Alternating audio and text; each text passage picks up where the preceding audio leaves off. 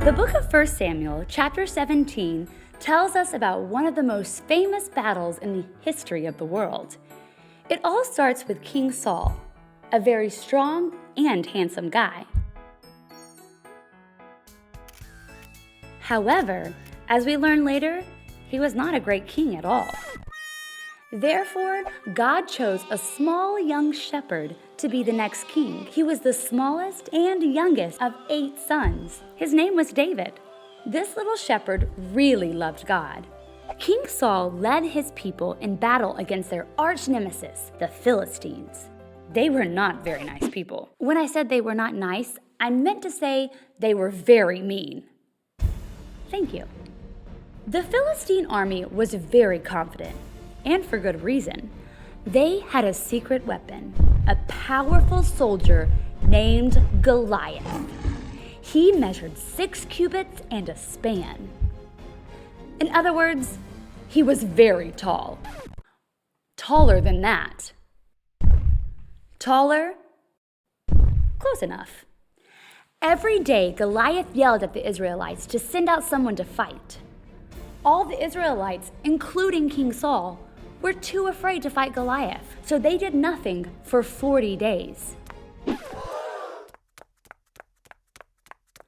Nothing, that is, until little David showed up to bring lunch to his brothers.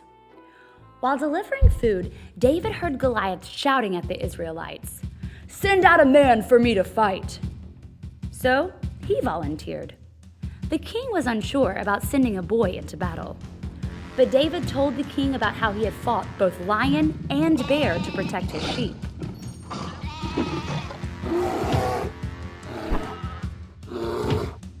I will do the same to Goliath.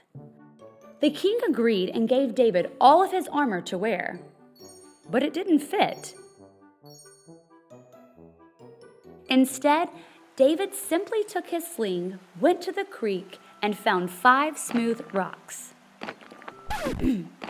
Maybe try those smaller ones over there.